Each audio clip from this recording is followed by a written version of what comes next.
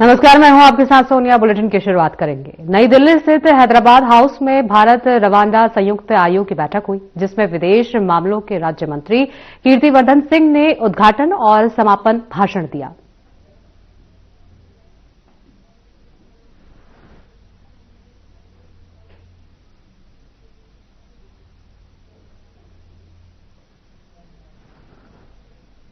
गोरखपुर में श्री श्री होलिका दहन उत्सव समिति पांडेयहाता द्वारा भक्त प्रहलाद जी की शोभा यात्रा का आयोजन किया गया, जिसमें सीएम योगी आदित्यनाथ ने शिरकत की।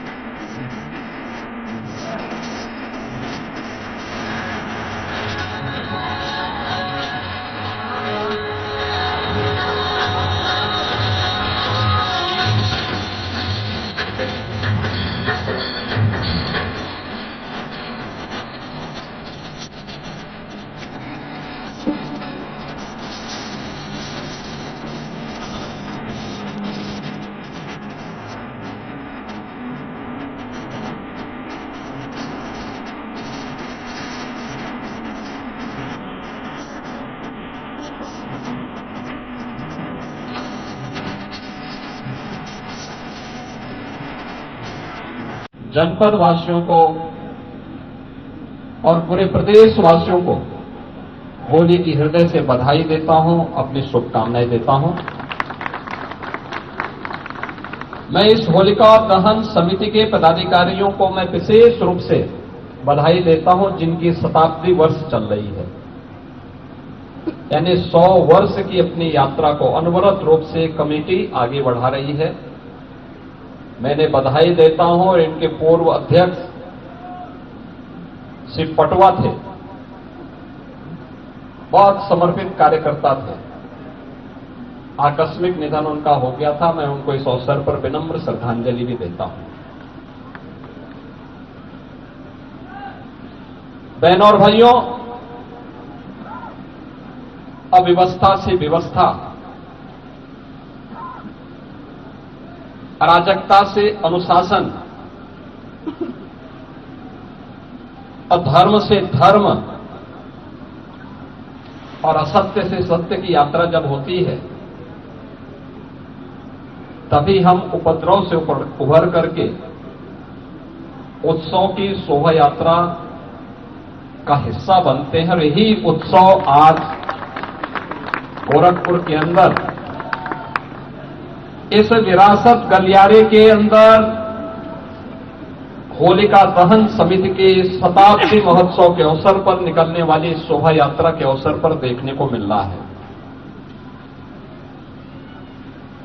हम गत वर्ष तक भी आते थे। संकरी गली हुआ करती थी, एक वाहन बामुश्किल जा पाता था, व्यापार अस्त व्यस्त था, ग्राहक नहीं आ पाते थे, अव्यवस्था का सा साम्राज्य था। और यहां के व्यापारियों को तो नुकसान होता ही होता था, लेकिन उनके कारण कालीबाड़ी के बाबा को उनसे ज्यादा नुकसान हो जाता था। लेकिन अब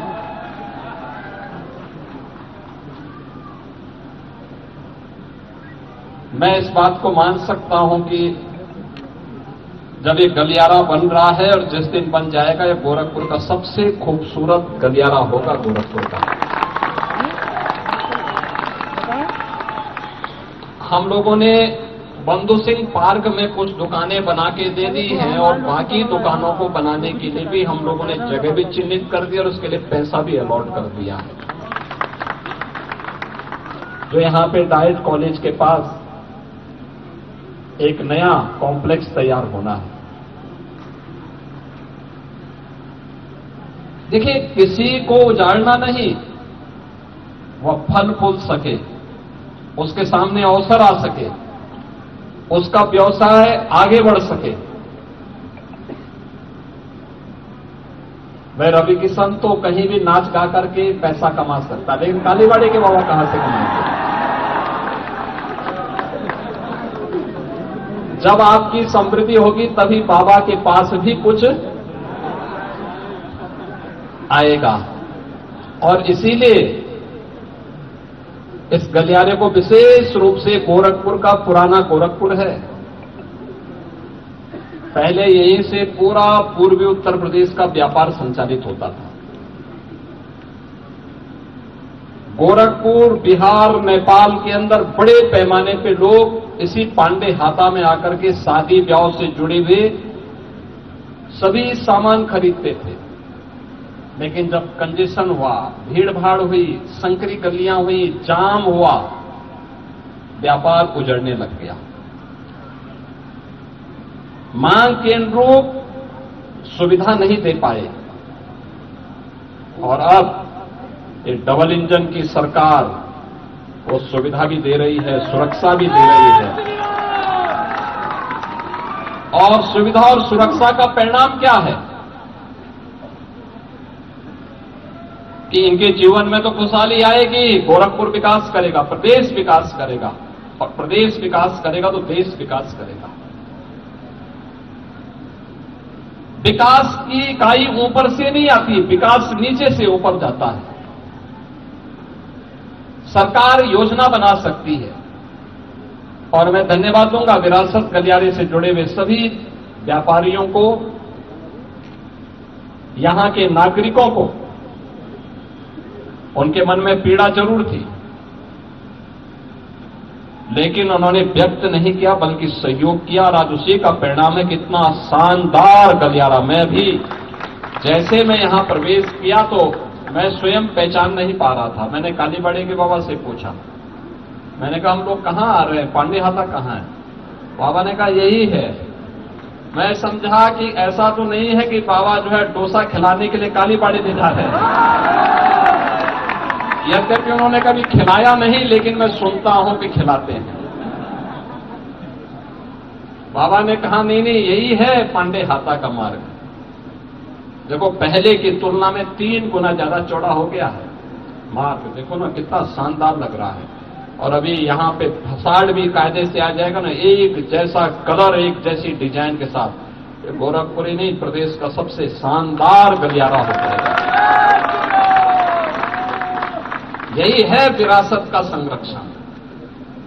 जिस विरासत का संरक्षण आप पर्व और त्योहारों के माध्यम से भी करते हैं। होली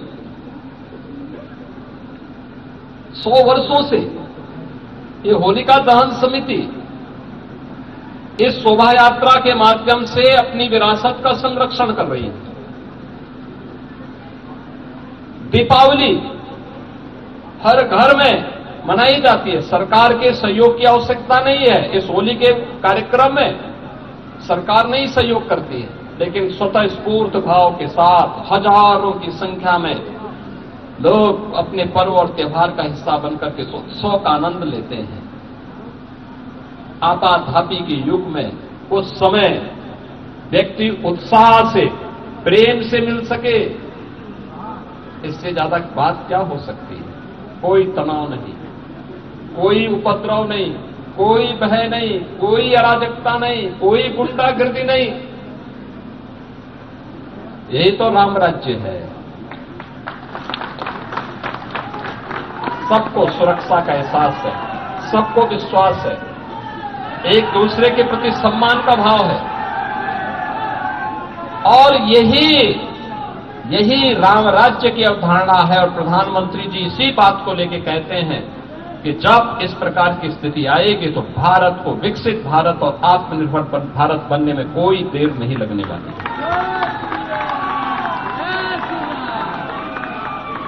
और यही स्थिति पैदा करने के लिए ये कार्य चल रहा है। बहुत शीघ्र ये कार्य जब होगा तो आप देखना, शानदार गलियारा जो भी जाएगा गौरव की अनुभूति करेगा। यहां का व्यवसाय फिर से पनपेगा।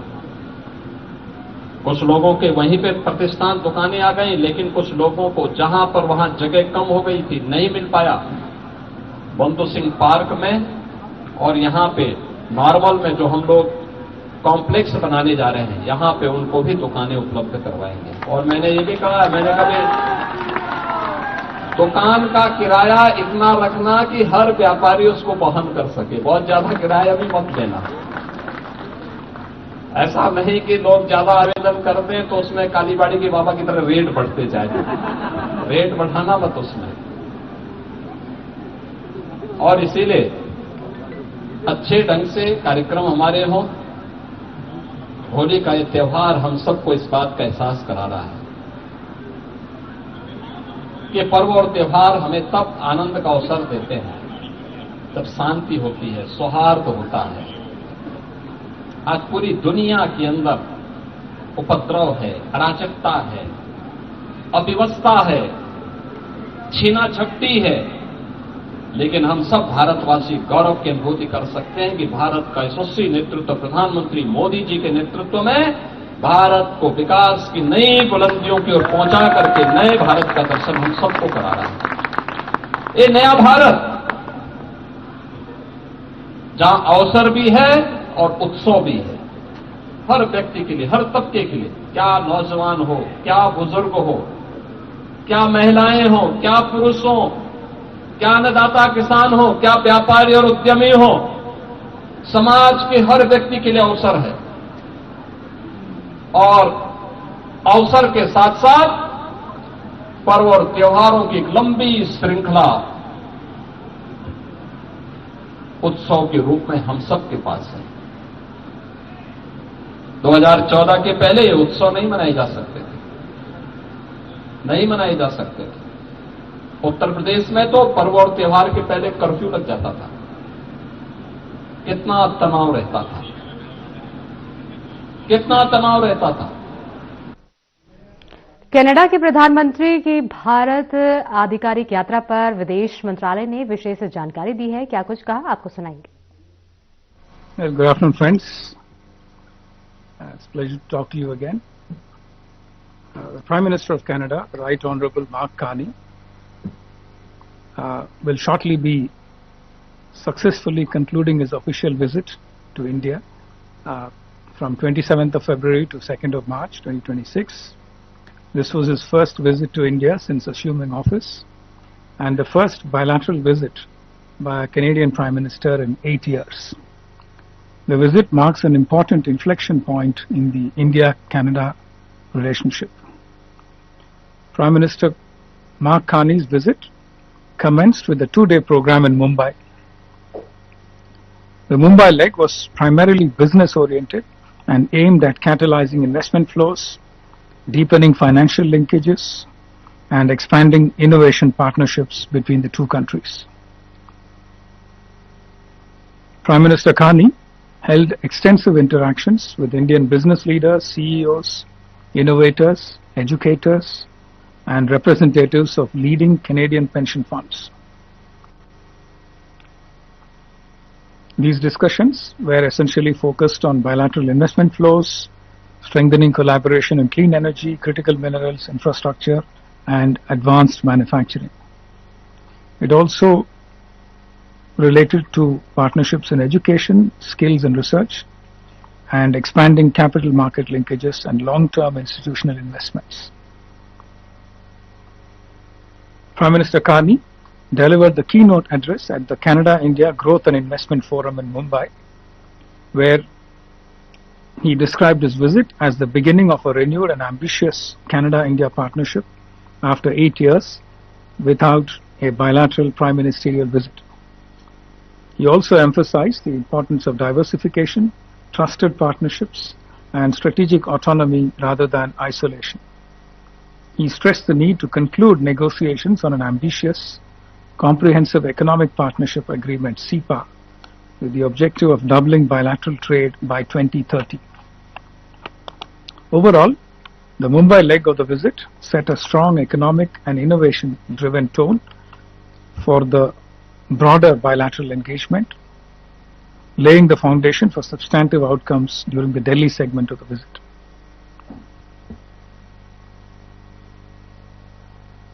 Before I come to the Delhi leg, I just wanted to mention that over the past year, both sides have worked steadily to stabilize and normalize the relationship.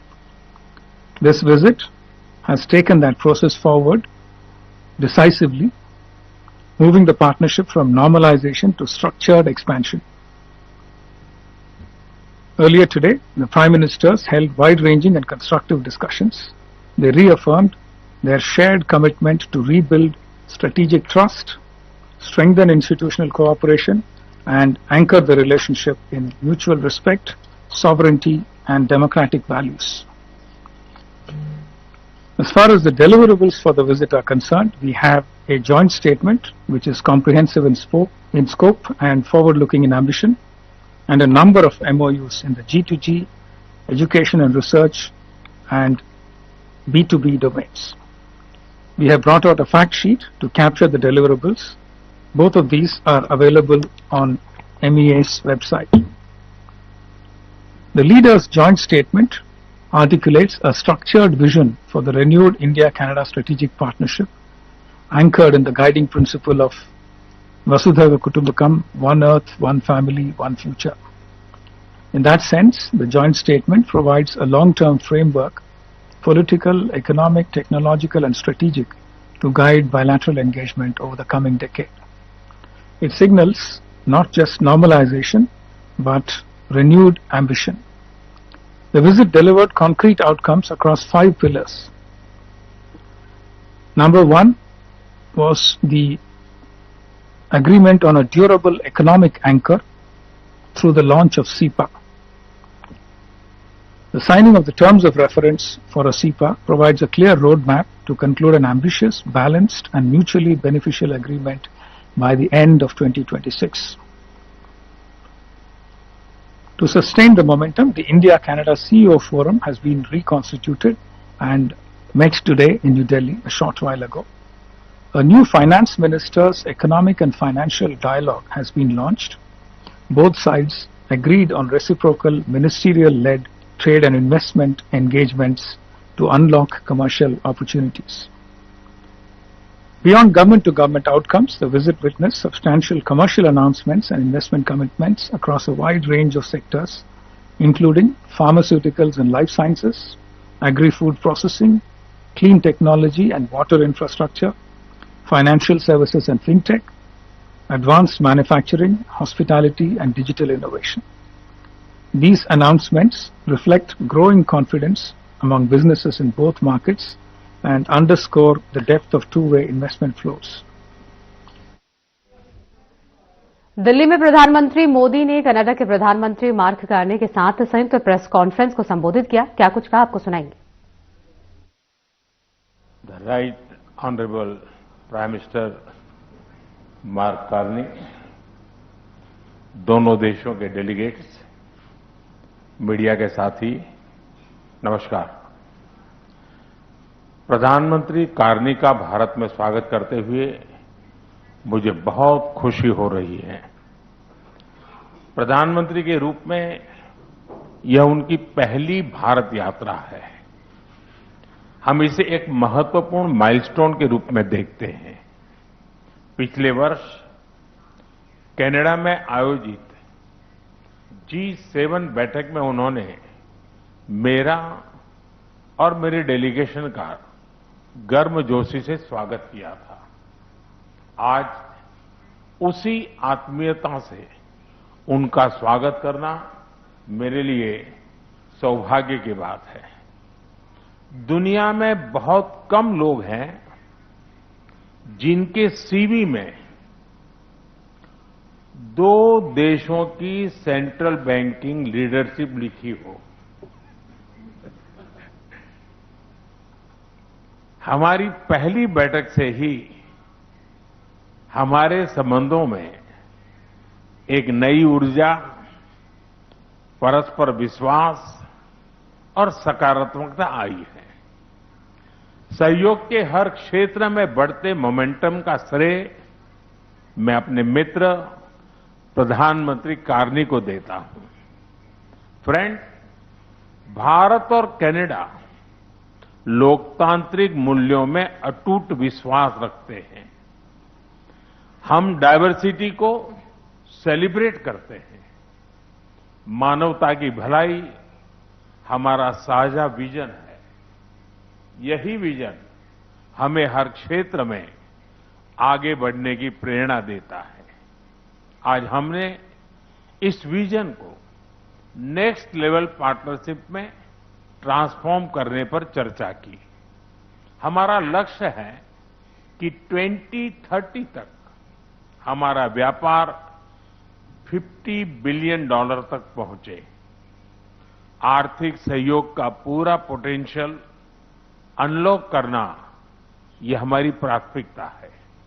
इसलिए हमने कॉम्प्रिहेंसिव इकोनॉमिक पार्टनरशिप एग्रीमेंट को जल्द ही finalise करने का निर्णय लिया है।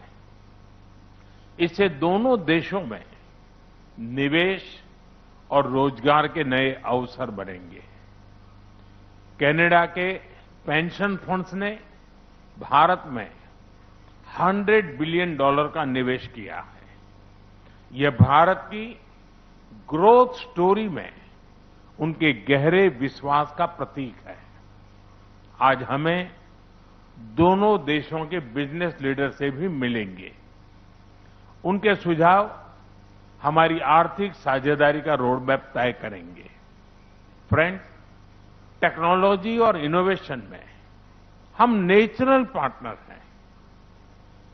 With Canada and India innovation partnership we will turn ideas into global solutions.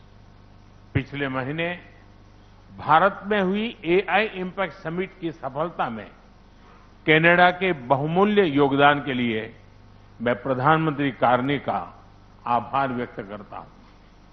हम एआई के साथ साथ क्वांटम, सुपर कंप्यूटिंग और सेमीकंडक्टर्स में सहयोग बढ़ाएंगे। क्रिटिकल मिनरल्स पर आज हुआ एमओयू रिजिलियंट सप्लाई चेन्स को मजबूती देगा। स्पेस सेक्टर में हम दोनों देशों के स्टार्टअप्स और इंडस्ट्रीज को जोड़ेंगे। फ्रेंड्स, प्रधानमंत्री कार्नी के लिए एनवायरमेंट कोई अलग एजेंडा नहीं, बल्कि इकोनॉमिक स्टेबिलिटी का हिस्सा रहा है। ऊर्जा के क्षेत्र में हम नेक्स्ट जनरेशन पार्टनरशिप बना रहे हैं, जिसमें हाइड्रोकार्बन के साथ साथ रिन्यूएबल एनर्जी, ग्रीन हाइड्रोजन और एनर्जी स्टोरेज पर विशेष बल दिया जाएगा। हमें खुशी है कि कनाडा ने इंटरनेशनल सोलर अलायंस और ग्लोबल बायोफ्यूल अलायंस से जुड़ने का निर्णय लिया है। हमारे साझा प्रयासों को आगे बढ़ाने के लिए हम इस वर्ष India Canada renewable energy and storage summit आयोजित करेंगे।